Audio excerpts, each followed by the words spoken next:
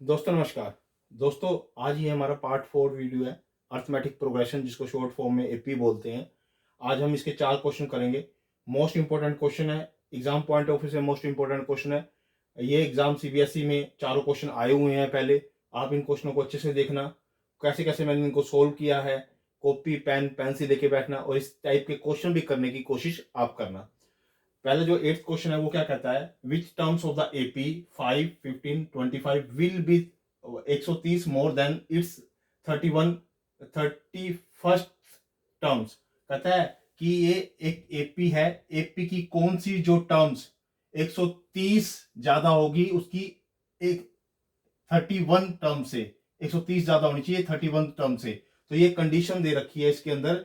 First of all आप इसमें पहले चेक करोगे कि ए क्या दे रखा है, ए मुझे 5 दे रखा है। कॉमन डिफरेंस डी, यानी कि माइनस करके देखोगे इसमें से तो डी हमारा आता है 10 आता है। हम जनरल टर्म लिखेंगे, फॉर्मूला उसका a n is equal to a plus में एन माइनस में 1 और डी, ये मैंने लिख लिया।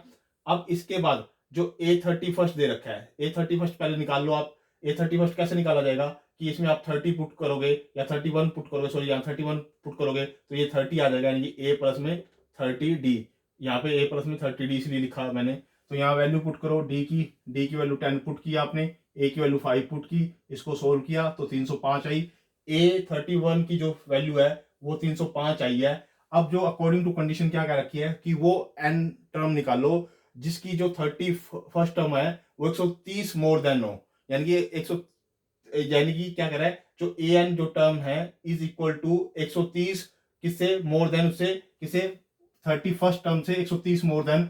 ऐसी मुझे एन की वैल्यू निकालनी है, ऐसी मुझे एन निकालना है, टर्म निकालनी है कि वो कौन से नंबर पे ऐसी टर्म आएगी, ऐसी टर्म्स कौन से नंबर पे आएगी जो 31वीं टर्म से 130 ज्यादा होगी और उस टर्म का नंबर बताओ, ये कहने की कोशिश कर रहा है वो। यानी कि a n is equal to 130 plus में A31, यानी कि इसको मैंने निकालना है, यानी कि एन निकालना है मुझे। मैंने ए एन किसके बराबर होता है, ए प्लस में एन माइनस में 1 और डी, मैंने इसका फॉर्मूला लिख लिया। ये मैंने ऐसे कैसे लिख लिया क्योंकि A31 मैंने पहले निकाल लिया था और 305 मैंने यहाँ लिख लिया। इन दोनों को सोल्व करोगे आप तो 435 आ जाएगा। यहाँ पर ए की वैल्यू पुट करो, यहाँ डी की वैल्यू पुट करो। अब ये जो वैल्यू आई है, आप जो ये 5 है आप उधर जाके करोगे, इसको माइनस करोगे तो आपका क्या आएगा 430 हो जाएगा। और 10 को अंदर मल्टीप्लाई कर दो, 10 को अंदर मल्टीप्लाई कर दिया तो यहाँ पे हमारे पास क्या आ गया, हमारे पास जो आया यहाँ पे जो ये वैल्यू आई, इसको इसको आप सोल्व करो। यहाँ पे आपकी वैल्यू आएगी 430, ठीक है 430 आएगी। अब ये 10 आप जाके इधर प्लस होगा, प्लस होने के बाद आपका क्या आएगा 10 एन इज इक्वल टू 440। 10 से इसको डिवाइड कर दोगे आप तो इसका 44 आपका आंसर आ जाएगा। देखो जो ये 5 है ना, ये 5 ये गलती से लिखा गया, तो ये 5 इसको माइनस करोगे यहाँ पे आके तो ये आपका आ जाएगा 430, ठीक है। और 10 को अंदर मल्टीप्लाई किया दोनों के साथ, 10n माइनस में 10 और 10 इधर आके प्लस हो जाएगा, यानी कि 44 हो जाएगा, यानी कि 440 हो जाएगा। और 10 से इसको डिवाइड कर देंगे तो n की वैल्यू 44 आ जाएगी, यानी कि जो 44 टर्म्स होगी, यानी कि जो n की वैल्यू जो 44 होगी तो वो जो टर्म्स होगी तो वो क्या होगी 130 ज्यादा होगी किससे 100, जो 31 नंबर पे टर्म आती है उसमें 130 ऐड करेंगे तब वो टर्म्स कौन सी होगी 44, यानी कि n की वैल्यू क्या होगी 44 होगी। तो हमने वो प्रूव करना था, हमने जो ये क्वेश्चन है हमने वो प्रूव कर दिया। अब इसके बाद जो हमारा 9th क्वेश्चन है वो क्या कहता है, which term of the given AP, कहते हैं किस टर्म का जो एपी के अंदर कहते हैं 3, 15, 27, 39 और 132 मोर देन इट्स 54th टर्म। कहते हैं 54 टर्म से 132 ज्यादा होना चाहिए, वो कौन सी टर्म होगी। वही सेम जो ऊपर वाली, उसमें ये था कि ऐसी 130 ज्यादा होना चाहिए 31 टर्म से, और वो कौन सी टर्म होगी। यहाँ पर क्या है 54 टर्म्स में से 132 ज्यादा होनी चाहिए, वो कौन सी टर्म होगी। यानी कि क्या है, पहले मैंने ए लिखा, ए क्या है मेरे पास फर्स्ट टर्म 3 लिख दिया, डी कॉमन डिफरेंस मैंने लिख दिया 12 लिख दिया, ए एन मैंने जनरल टर्म लिख दी, ए प्लस में एन माइनस में 1 डी। यहाँ पर एन की जगह 54 पुट करो, यहाँ 54 पुट करोगे, यहाँ 54 पुट करोगे तो ए प्लस में 53 डी आ जाएगा। इसकी वैल्यू फाइंड आउट करो, ए की वैल्यू क्या है 3, यहाँ 3 पुट करो, डी की वैल्यू क्या है 12, यहाँ 12 पुट करो। इसकी वैल्यू जो फाइंड आउट की मैंने वो मेरे पास 639 आ गई। अब 639 आ गई, अब जो गिवन कंडीशन है वो गिवन कंडीशन ये कहती है, ये वाली कि एक जो 54 टर्म्स है उसमें 132 ऐड करना है और वो वाली एन निकालनी है वैल्यू, यानी कि a n is equal to 132 plus में ए 54, यानी कि ये वाली कंडीशन हमारे को गिवन है, ये वाली कंडीशन हमें गिवन है। इस कंडीशन को हमने सोल्व करना है, क्योंकि A54 में 132 ऐड करना है और वो n फाइंड आउट करके लेके आना है कि n कौन से नंबर पे ऐसी टर्म मिलेगी आपको, n फाइंड आउट करके लगाना है। an की का फॉर्मूला क्या होता है, a प्लस में n माइनस में 1 d, और ये ऐसे कैसे लिखा मैंने, A54 की वैल्यू मैंने 639 लिख दी, इसको मैंने सोल्व किया तो 771 आ गया। अब ये 3 है जो इधर आके माइनस हो जाएगा, 768 हो जाएगा, 12 से इसको डिवाइड कर दूंगा, 12 से इसको डिवाइड किया 64 आ गया, ये 1 इधर आके प्लस हो जाएगा यानी 65 हो गया। तो n की जो वैल्यू होगी वो 65 होगी, वो 65 जो n की वैल्यू जब जब होगी वो जो 54 टर्म्स में 132 ऐड करेंगे तब इसके बराबर आएगा, यानी कि 65 n की वैल्यू पे 132 54 में ऐड करके 54 टर्म्स में 132 ऐड करके तो वो 65 टर्म्स के बराबर होगी, यानी कि n की वैल्यू 65 होगी। n की वैल्यू यहाँ पर हमारी n की वैल्यू आ गई थी 44, यहाँ पे 44 वाला रिलेशन आया था, यहाँ पे 65 वाला आया, यानी कि n की वैल्यू यहाँ 65 होगी, यानी कि 65 पर वो कंडीशन सेटिस्फाई करेगी जब A54 में 132 जोड़ा जाएगा, तब ऐसी कंडीशन आएगी, वो जो टर्म्स आएगी वो हमारी कौन सी आ जाएगी, 65, यानी कि n की वैल्यू क्या आ जाएगी, 65 आ जाएगी हमारी।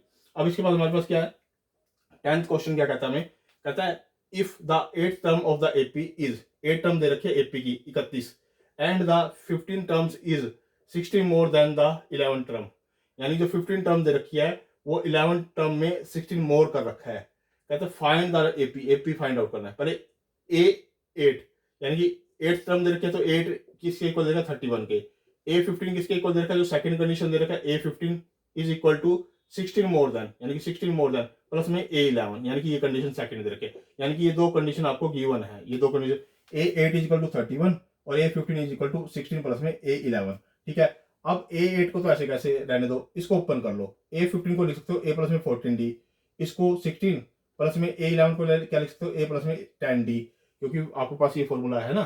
तो आप क्या करोगे, देखो A से तो 1 कट जाएगा, 10D इधर आके माइनस हो जाएगा, यानी कि 4D रह जाएगा, इधर 16 है, D की वैल्यू आ जाएगी 4 जो D की वैल्यू वो यहाँ पुट कर दो, फर्स्ट इक्वेशन में पुट कर दो, आप आपकी इच्छा है जैसे, क्योंकि A8 को क्या लिखोगे, ये A8 को आप क्या लिखोगे A प्लस में 7D, तो A प्लस में 7D is equal to 31, D की वैल्यू जो हमने निकाली वो यहाँ पुट कर दो ताकि A की वैल्यू आ जाएगी, यहाँ से 7 × 4 ये 28 को इधर जाके माइनस कर दो, A की वैल्यू 3 आ गई। अब हमारे पास जो एपी बनाने का जो तरीका होता है, A प्लस में D, A प्लस में 2D, A प्लस में 3D, A प्लस में 4D, तो इसमें आप वैल्यू पुट करते जाओ A और D की, तो आपके पास एक नई सीक्वेंस आएगी, जो ये नई सीक्वेंस होगी वो AP होगी और ये दोनों रिलेशन उसमें आपको प्राप्त होंगे, ये सारे के सारे जो दोनों रिलेशन है ये इसमें प्राप्त हो जाएंगे, आपको मिल जाएंगे। अब जो 11th क्वेश्चन है उसके अंदर क्या कहता है, if the 10th term of AP is 52, यानी कि इसके अंदर 10th टर्म AP की दे रखी है, यानी कि AP की जो 10th टर्म है वो 52 दे रखी है, वो हमारे पास फर्स्ट कंडीशन दे रखी है ये वाली, ठीक है। और जो सेकंड कंडीशन दे रखी है 17 term is 20 more than the 13 term, और जो 17 टर्म है, ये जो 17 टर्म है 13, यानी कि जो 13 टर्म में 20 मोर देन करने के बाद 17 टर्म आती है, यानी कि ये सेकंड कंडीशन दे रखी है मेरे को, ये सेकंड कंडीशन दे रखी है हमारे को अकॉर्डिंग टू क्वेश्चन, ये मेरे को फर्स्ट कंडीशन दे रखी है। अब A10 को क्या लिख सकते हो, A प्लस में 9D इज इक्वल टू 54। अब हमारे पास जो D की वैल्यू है, अभी D की वैल्यू निकालेंगे, पहले इसमें से निकालेंगे D की वैल्यू। A17 को क्या लिख सकते हो A प्लस में 16D, A13 को क्या लिख सकते हो A प्लस में 12D, और 20 को ऐसे कैसे।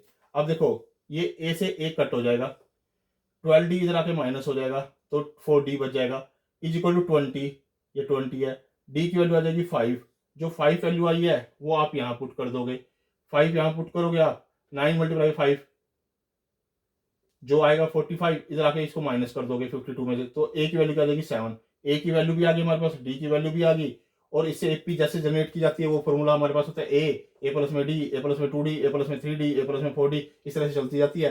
यहाँ पर A की और D की, यहाँ पे A और D की वैल्यू पुट कर दो, और जो हमारे पास जो सीक्वेंस आएगी वो हमारी AP होगी, जो इन दो कंडीशन को प्रूव करेगी, इन दो कंडीशन को प्रूव करेगी। ये भी CBSE बोर्ड में आया हुआ है क्वेश्चन, ये भी CBSE बोर्ड में आया हुआ है, ये भी CBSE बोर्ड में आया हुआ है, और ये भी CBSE बोर्ड में आया हुआ है। दोस्तों ये मोस्ट इंपोर्टेंट क्वेश्चन है, इसकी प्रैक्टिस कीजिए, इंपॉर्टेंट क्वेश्चन है। ये पार्ट 4 वीडियो था AP सीरीज का, यानी कि AP अर्थमेटिक प्रोग्रेशन का। आप खुद भी देखिए, अपने दोस्तों के साथ भी शेयर कीजिए, लाइक भी कीजिए, कमेंट भी कीजिए, और मेरे चैनल को भी सब्सक्राइब कीजिए। ओके दोस्तों, धन्यवाद।